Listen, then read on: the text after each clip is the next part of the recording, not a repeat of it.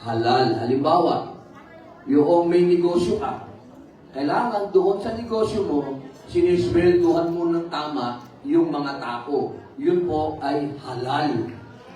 Okay? Yun po ang ibig na sabihin, ha? Halimbawa po, hindi lang po yan sa pagkain. Lahat ng bagay, kapag ginawa mo, nakaaya-aya sa Panginoon, yun ay halal. Kaya po, sinasabi po ni Sister, na sana sa Pilipinas, ma-encourage natin yung halal. Kasi nga po, alam naman po natin, pati po mga negosyo sa Pilipinas, minsan ang sweldo ng mga tao ay binabarak pa. Yun po, hindi yun halal. Kaya sister, ako po ay kagagaling ko lamang po sa Brunei.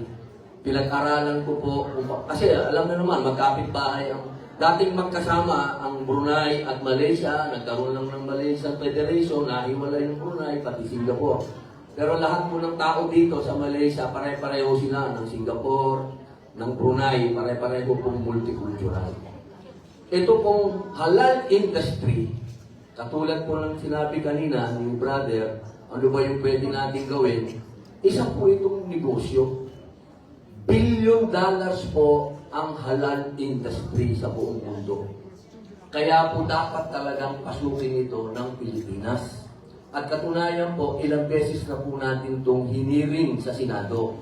Dahil po sa Pilipinas, 12 po ang nag-certify ng halal. Kaya ang gulo-gulo.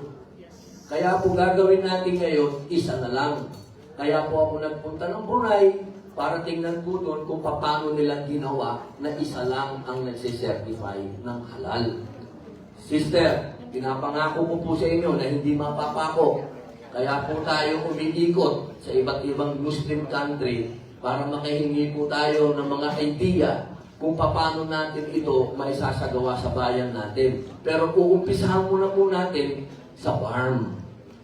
Kasi kailangan po makita muna ng mga kababayan natin na hindi Muslim, na tayo Muslim, ay sumusunod sa pagiging halal. Amen. Kaya po, tandaan po ninyo, napakaganda po nito dahil ito ay $1 billion negosyo. Ito po ay mapakaganda para sa Pilipinas dahil ang Pilipinas po, kung titingnan niyo po sa kasaysayan, total kasama po yan dito sa ating KKK, ang Pilipinas po, bago dumating ang Kristyanismo, nauna ang mga Muslim. Kaya po, napakalaking bagay kung dito sa Southeast Asia, maimbitahan natin sila sa Pilipinas bilang mga turista at doon sa Pilipinas, may halal goods and restaurants and hotels. Yun lamang po, maraming salamat po. Huwag po sana kayong maniwala sa mga naninira sa mga artista na kami mga bobo. Sila po ang bobo dahil paulit-ulit na sila dyan, wala pa silang nagagawa. Ano po ba ang ginawa nila sa mga artistang bumuo ng KKK? Inagaw nila ang revolusyon.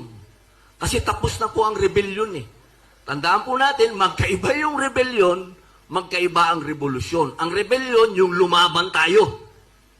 Yung revolusyon, ibig sabihin, mag-uumpisa na tayo. Nung mag-uumpisa na tayo, inagaw ng mga politiko ang revolusyon. Kaya magmula po noong 1899 hanggang ngayon, wala pang revolusyon. Dahil may nagbago na ba sa buhay nyo? Wala pang nagbago sa akin. Paatras nga tayo eh. Pero ano ba ang revolusyon? Sisihan ba? Hindi po sisihan ng revolusyon. Dapat hope, pag-asa. Sino ang pag-asa? Ano yung nakikita natin? Gulo ba? Hindi. Dapat ang makita natin kung papaano tayo magbubuklod. At sa araw na to, nakikita ko na ang pagbubuklod natin.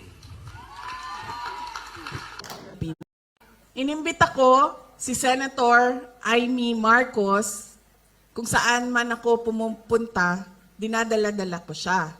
Kasi sinasabi ko sa kanya, hindi ako ang magbabalik kay dating Pangulong Duterte sa Pilipinas. Dahil ang kapatid mo ang nagpadala sa kanya sa Hague, ikaw ang magbabalik sa kanya sa Pilipinas.